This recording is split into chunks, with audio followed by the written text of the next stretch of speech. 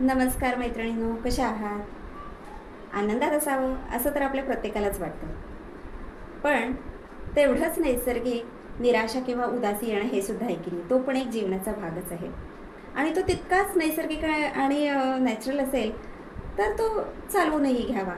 त्याचं कारण जातं तशी ती निराशाही त्यामागचं कारण गेलं की ती निराशाही जाते, उदासीही जाते. पण कधी-कधी आणि आजकाल बऱ्याच मैत्रिणींना असं वाटतं की ही उदासी, ही निराशा ह्याचं सावट थोडंसं वाढत चाललं आहे.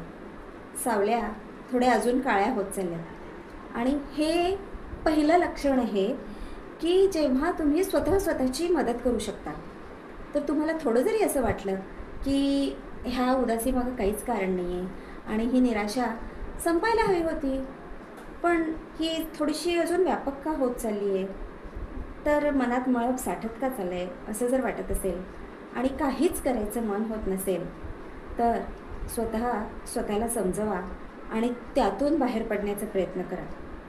तर बाहेर पडायचं म्हणजे हा काही अगदी हनुमानाने डोंगर उचलला तसं मोठं आपल्याला काहीच करायचं नाही आहे. आपल्याला घ्यायच्यात बस थोड्याशा छोट्या सोप्या बेबी स्टेप्स. आता त्या मी तुम्हाला सांगते. मी काही कुणी एक्सपर्ट नाही, पण मी स्वतःवर हा प्रयोग करून बघायची. कारण मी जेव्हा उदास व्हायची तेव्हा मला वाटायचं माझ्या आजूबाजूच्यांनी, माझ्या जवळच्यांनी, माझ्या अगदी म्हणजे नवरा, मुलं, आई-वडील अशांनी मला पॅम्पर केलं पाहिजे अशी एक नकळत अपेक्षा असायची. आणि त्यावेळेस बॅड लक असं असायचं की ते सगळेच माझ्या मूडच्या उलट विरुद्धच काहीतरी बोलायचे. खास करून नवऱ्याचं तर बऱ्याच लोकांना माहिती असेल की आपण उत्साहात असावं असं वाटतं, त्यावेळेस त्या प्राण्याला उत्साहावर पाणी टाकायला आवडतं. आता कुणाचे नवरे प्रेमळ असतील तर मला ओरडू नका, पण मॅक्सिमम मी सांगते की असं होतं की त्यांचं प्रेम असतं बायकोवर, पण त्या क्षणी ते तिला उदासीमधून बाहेर म्हणजे ते समजूनच घेऊ शकत नाही त्याचा डीपर मिनिंग, आणि मग ते काहीतरी असं बोलतात विचित्र किंवा ते आपल्याला अजूनच चिडायला होतं. त्यामुळं आपण स्वतःला ओळखत असतो ना, मग सर्वात छान मदत पण आपण स्वतःची करू शकणार असतो. तर बेबी स्टेप्स कशा घ्यायच्या मी तुम्हाला सांगते. तुम्ही अगदी उदास आहात, अगदी तुम्हाला काहीच करवत नाही आहे आणि मग त्यामुळं काय होतं, दुष्टचक्रात अडकतो. आपण कशातरी राहायला लागतो, इतक्या कशातरी की आपल्याला आरशातही बघायला नकोच वाटतं. मग त्यामुळं घर पण थोडंसं गबाळ पडलेलं असतं. मग त्यामुळं आपली उदासी डबल होते. मग अशा वेळी काय करायचं, जरा जास्तीच उदास वाटते असं लक्षात आलं ना, काहीच करवत नाही आहे, तर एकच बेबी स्टेप घ्यायची, एकच छोटी गोष्ट करायची, ती म्हणजे आहे ती जागा सोडायची. सोडली ती जागा, आता ती जागा सोडून जायचं कुठं, वॉश बेसिनपर्यंत जायचं. सपासप चेहऱ्यावर गार पाणी मारायचं, डोळे धुवायचे, चूळ भरायची खळखळून आणि मग स्वच्छ टॉवेलनी चेहरा टिपायचा. मग चेहरा फ्रेश झाल्यावर आपण आरशात बघतो तेव्हा आपल्यालाच जाणवतं की चेहरा तर फ्रेश झाला आहे, केस थोडेसे अस्ताव्यस्त आहेत, थोडेसे कोरडे पडलेत. थोडंसं तेल लावून सेट करून छानपैकी केस विंचरले की बघा ॲटलिस्ट 5% तरी तुमच्या मूडमध्ये फरक पडलेला असेल. आणि मग उन्हाळ्याचे दिवस आहेत, हलकासा टाल्कम पावडरचा हात चेहऱ्यावर लावायचा. टिकली लावणार असू तर ब्रँड न्यू टिकली मस्तपैकी चेहऱ्यावर लावायची. आता बऱ्यापैकी मूड हळूहळू पालटायला, अजूनही तुम्ही उदासच आहात पण पालटायला सुरुवात झाली आहे, कारण केव्हा ती जागा तुम्ही सोडली त्या क्षणापासून एक पर्सेंट तुमच्यात फरक पडेल. आणि मग त्यानंतर काय करा की आपल्या आवडीचा, ज्यात आपण आपल्या स्वतःला बऱ्याच वेळा कॉम्प्लिमेंट दिली असेल की ह्या ड्रेसमध्ये तू छान दिसतेस, तर तो ड्रेस काढा आणि चढवा. मग आता इतक्या छान तयारच झाल्यात तर घरातच बसायचं काही अडलं आहे का, मस्त चपला घाला आणि बाहेर पडा.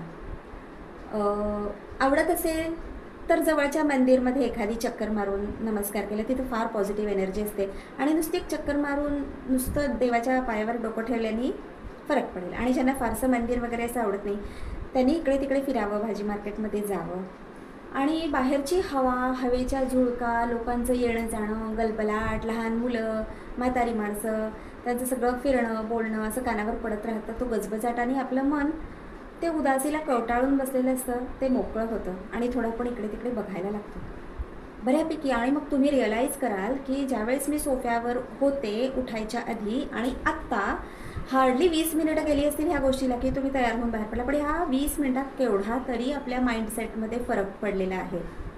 आणि आता शेवटची आणि सगळ्यात इम्पॉर्टंट गोष्ट तुम्ही करा. स्वतःची एक वाक्य प्रेमाने बोला की माझं तुझ्यावर खूप प्रेम आहे, मी तुझ्यावर अन्याय करते असं स्वतःला सांगा. कारण खरंच आपण आपल्यावर बऱ्यापैकी वेळा अन्याय केलेला असतो. स्वतःला सांगा, सॉरी मी तुझ्यावर बऱ्यापैकी वेळा अन्याय केलेला आहे, डोळे डबडबले तर डबडबू द्या, पाणी येऊ द्या. आणि स्वतःसाठी एक छोटीशी गिफ्ट घ्या. मग तो केक पीस असेल, म्हणजे पेस्ट्री असेल, किंवा एखादा ज्यूस असेल, किंवा एखादं आईस्क्रीम असेल, किंवा तुमच्या आवडीची लिपस्टिकची शेड असेल, किंवा छोटीशी पर्स असेल, किंवा एखादा कुर्ता असेल, जे काही असेल तुमच्या मनात इतके दिवस आणि ज्याच्याने तुम्हाला वाटेल की ह्याच्याने मला हे पाहिजे होतं मला खरं म्हणजे, आणि मी इतके दिवस उगाचच टाळत आले, तर अशी कुठली तरी एक छोटीशी वस्तू घ्या आणि ती स्वतः सन्मानाने गिफ्ट करा. जसं तुम्ही तुमच्याकडे कोणी पाहुणे बोलवले आणि त्यांना गिफ्ट करायचं असेल तर ज्या सन्मानानं तुम्ही ती गिफ्ट त्यांना द्याल त्या सन्मानानं ती गिफ्ट स्वतःला द्या. आणि ही शेवटची बेबी स्टेप्स होती. ह्या 5-6 बेबी स्टेप्स तुम्ही फॉलो केल्या तर बऱ्यापैकी त्या उदासीवर आणि नैराश्यावर कंट्रोल येऊ शकतो.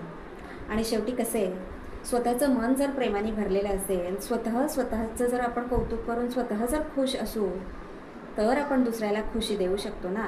म्हणजे आपण जेव्हा आपल्याला खुश करतो तेव्हा एका परीने आपण आपल्या कुटुंबियांना पण सुखीच ठेवत असतो. कारण जर तुमच्याकडं काही असेल तरच ते तुम्ही दुसऱ्यांना देऊ शकाल. आता मी तुमच्याकडे साखर मागायला आले आणि तुम्ही मला साखर तुमच्या घरी असेल तरच द्याल ना, रिकाम्या डब्यातून कुठून देणार. तो तुम्ही स्वतःचं भांडं असं रिकामं ठेवलं तर मग त्यात नको तो कचरा पडेल, म्हणजे नकारात्मक विचार पडतील, चिडचिड वाढेल, आणि मग घरच्यांना पण काय वाटेल, ही उगाचच कटकट करत बसते आणि चिडचिड करत बसते. म्हणजे काय, आपण त्यांच्यासाठी इतक्या खस्ता खाऊन परत आपणच विलनचा शिक्का मारून घ्यायचा ना. तसं कशाला, उठा, तयार व्हा, स्वतःसाठी गिफ्ट घ्या, स्वतःला ती प्रेमाने द्या आणि खुश राहा. आणि ह्या बेबी स्टेप्स जर आवडल्या असतील तर मला कमेंट करून नक्की सांगा. हा व्हिडिओ कसा वाटला ते पण नक्की सांगा. मला स्वतःलाच कुठेतरी व्यक्त व्हायचं होतं, त्यामुळे मग एक विचार जुळत गेले. म्हटलं ह्यावर एक छोटंसं आपण व्हिडिओज पाठवू. अगदी म्हणजे जर तुम्ही हा व्हिडिओ बऱ्यापैकी बघितला पूर्ण तर 5-10 मैत्रिणींना जरी ह्यातून काहीतरी थोडंसं जरी घेण्यासारखं मिळालं तरी मला वाटेल की अरे वा, बरं झालं आपण हा व्हिडिओ बनवला. ओके, तर आपण भेटूया पुढच्या व्हिडिओमध्ये. अजून असाच काही टॉपिक मिळाला तर मी नक्की तुमच्यासाठी व्हिडिओ घेऊन येईन. तोपर्यंत नमस्कार.